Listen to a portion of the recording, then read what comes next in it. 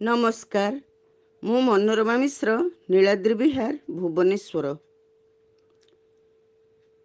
ଶିଳାଶ୍ରୀ କବିତାୟନ ଏବଂ ତାର ସୁଦକ୍ଷା ସମ୍ପାଦିକା ବାସନ୍ତୀ ଦାସ ମହୋଦୟାଙ୍କୁ ଅଶେଷ ଅଭିନନ୍ଦନ ଓ ଶୁଭେଚ୍ଛା।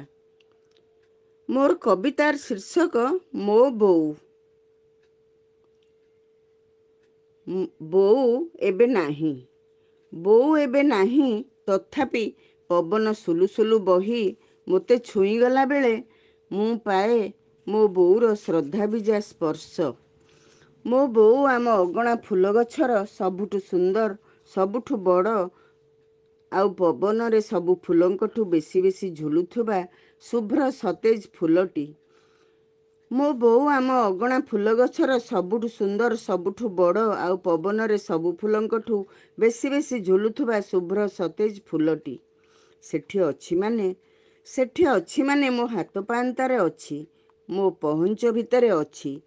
ଏଇ ମନ କଲି ତ ହାତ ବଢ଼େଇଲି ତ ଛୁଇଁଦେଲି ସେଇ ସୁନ୍ଦର ବଡ଼ ଫୁଲଟିକୁ। ସତରେ ସେଇ ମୁହୂର୍ତ୍ତରେ ଅନୁଭବେ ମୁଁ ନୁହେଁ, ସେ ମୋତେ ଆଉଁସି ଦେଉଛି। ଧୀରେ, ଅତି ଧୀରେ, ଖୁବ୍ ସ୍ନେହରେ, ଆଦରରେ, ସରାଗରେ। କେତେ କୋମଳ ଆଉ ଉଷୁମ ସେଇ ସ୍ପର୍ଶ। ଦିନର ଆଲୁଅରେ, ରାତିର ଆକାଶରେ ମୁଁ ପାଏ ମୋ ବୋଉକୁ, ପାଏ ଝରା ବରଷାରେ। ଦିନର ଆଲୁଅରେ, ରାତିର ଆକାଶରେ ମୁଁ ପାଏ ମୋ ବୋଉକୁ, ପାଏ ଝରା ବରଷାରେ। ବୋଉର ସ୍ନେହ, ବୋଉର ମମତା ପାଇଁ ମନ ଭିତରେ ଥାଏ ଗୋଟେ ଗୌରବବୋଧ। ଥାଏ କ'ଣ ମ, ଏବେ ବି ଅଛି। ବୋଉ ପରା ଏମିତି, ତାର କ'ଣ ବିକଳ୍ପ ଅଛି କି? ତା ପାଖେ ରହିଥିବା ଦିନତକ, ତା ଛତ୍ରଛାୟା ତଳେ କାଟିଥିବା ସମୟ ସବୁ ସାରାଟା ଜୀବନ ମଧ୍ୟରେ ଅଭୁଲା ସୁବର୍ଣ୍ଣ ଯୁଗଟିଏ ଝୁରି ହେଉଥିବି ଶେଷ ଜୀବନ ଯାଏଁ।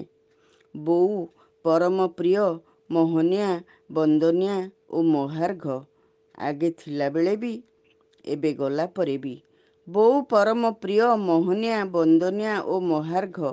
ଆଗେ ଥିଲାବେଳେ ବି, ଏବେ ଗଲା ପରେ ବି। ଧନ୍ୟବାଦ।